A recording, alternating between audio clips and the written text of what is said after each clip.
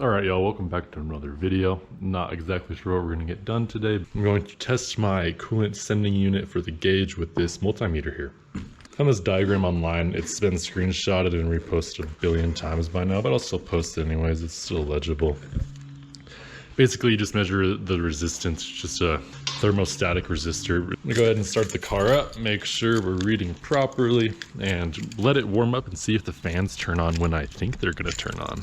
If you're following along at home, your sending unit for the gauge is located pretty much on every Honda engine. It's located down here under the distributor. It's this wire going right here. You probably can't see that, but it's pretty easy to get to. Feel it with your hand.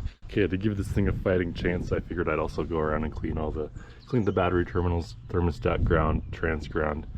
This thing's fresh, all the other grounds. Look on this main ground down here. It's on the body and very corroded, kind of hard to get off. So maybe that will change something. We'll see. Okay, well, I'm not really sure how Honda intended this to work, but you can see right there, those two holes there was paint all over those. So I'm not sure how it was supposed to ground, but it's nice and, I mean, not super nice, but significantly more cleaned up than it was, as well as this side and the bolt. So let's see what happens. Okay, I'm not sure how well you guys are going to be able to see this, but here's the little chart that I have. 142 ohms is the C mark, in between 49 and 32 is 212. So if it's not on by 212, I think I have a problem. Okay, I finally got it rigged up here. Reading 77 ohms, going down because the temperature is increasing. I don't have the gauge hooked up right now, so I'm not going to be able to see what temperature it thinks it is. It's just totally grounded out right now, so it says pegged high, but we're definitely not too hot. Okay, we just hit below 49, which is 185 degrees Celsius or 185 Fahrenheit. Oh no, there it is. Came on exactly at 32. Interesting. Okay, wow, that's exactly what it's supposed to be. I mean, 49, 41. I guess let's see if it comes on at 32 again. Just let it cycle through one more time. Turned on at almost exactly 32 on the multimeter, so I think it's safe to say that my sending unit is working. It's brand new, so it should be working. It's kind of a generic one on eBay. It's a generic thing, really. Just a 1/8" NPT sensor that has a single wire, so I'm sure it works in thousands of vehicle models. This thing kicks off at 40 again, then I'm gonna call that good, and I'm gonna plug the sensor back in and see what it looks like on the gauge to see if it's freaking out. Maybe my changing the battery grounds fixed it, or even maybe just plugging it back in will fix it. We'll see. Yeah, exactly. I'm calling that fine. That's definitely working as intended. Okay, got that sensor pushed back on there. Let's see what the gauge reads. It's probably gonna be crazy. It's a little high, yeah. Nothing changed. Cool, how interesting. Not sure what I want to do. Okay, so moral of this story seems to be that my sending unit is working fine, and it's just actually my gauge that seems to be acting up. All the resistances that my sending unit shows are within spec totally. It didn't go outside of spec once.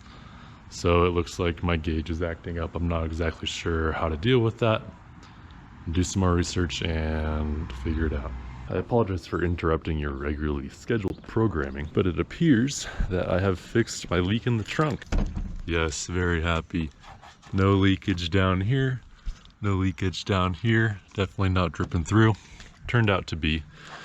Even though we couldn't see anything, there's these little clips right here underneath these trim that hold it down. We siliconed all around that, kind of all the way from here a few inches up on both sides, and that seems to have totally stopped. Previously there'd be a ton of water pooled up right here, and there's still a little bit, but I believe that's just because my taillight gaskets are leaking. Like, obviously there's water on my finger, so that's definitely it, but it's definitely not pooling down this way like it was before. Still don't know what's going on with the coolant thing.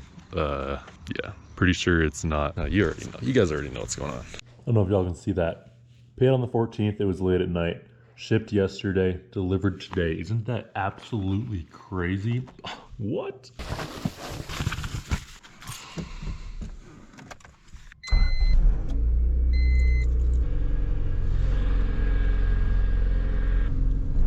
Scraped my exhaust, scraped my fucking gears, scraped my front lip.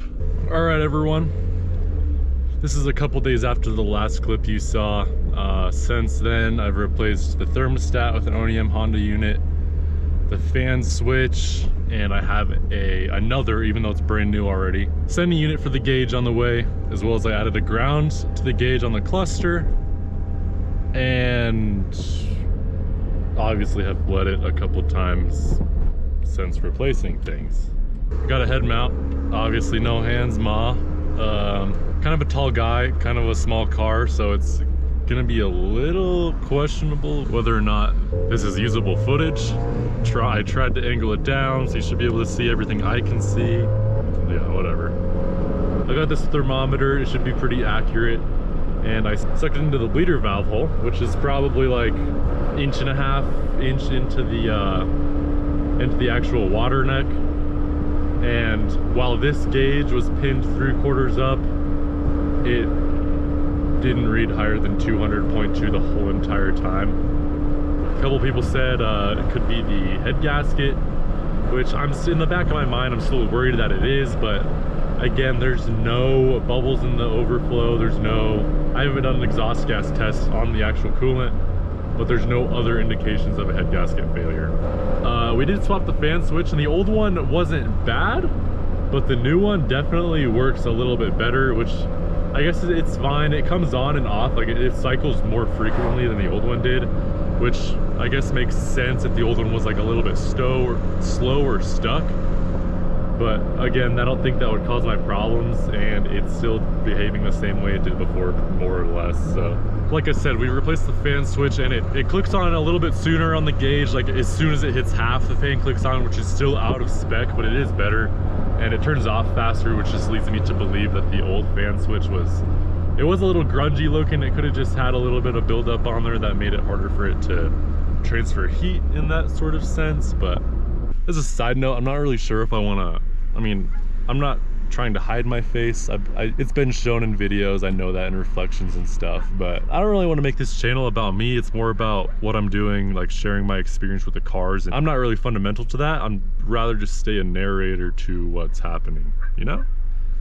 Especially if I'm working with other people. Like, I hate putting the camera on people. I hate being put on camera. I'm sure everyone understands that.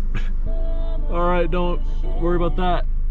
Okay, you see that fucking gauge right below half? Yeah? Okay, right below half. Check it, dude. Fucking fan is working, my boy. Hell yeah. It's right below half. Was this thing gonna? It doesn't move. Holy shit. Let's go rip it, boys. Turn my music back on. Don't judge me. Today's significantly warmer than the last days, by the way. I mean, like tens of degrees warmer than it was the last time I picked up the camera, so. Yeah, fan's on. It's fine. You can tell it's moved up a little bit, but it's fine. I think I'm gonna call that mystery solved, guys. I mean, you saw it earlier in the video. Shit was freaking out, going all the way up to hot almost. I don't know if I got it all the way that hot before, but you saw it overheat, and you see what it's doing right now, and it's absolutely different. It doesn't move at all with the sunroof switch. Okay, well, you saw it first, guys. Thanks for paying attention. Thanks for watching. I hope someone found this valuable. Definitely have never seen anyone do this to their cluster, but it worked. It fixed my problem. Other people have had this problem with no fix described. So hopefully I can help someone out there. Thank you. See you in the next one.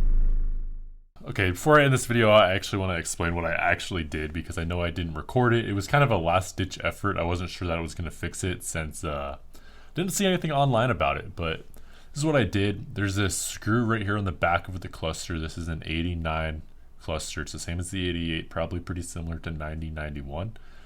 This bolt right here is connected to the shared ground of the cluster. This far pin over here is the actual ground. What I did is I measured the resistance between those two. It should have been 0, since there's no components in between those. It should be just the equivalent of a solid wire with 0 resistance. But there was like 5 ohms. So what I did is I put an eyelet on that screw right there and connected it to just a bolt that was on the bash bar or the dash bar right behind the cluster, and that seems to have fixed it. If it's a little bit different, you can kind of just identify what pin is a ground by putting your multimeter lead on that far left pin and then poking around until you find something with ideally 0 or close to 0 resistance. Thanks guys, bye.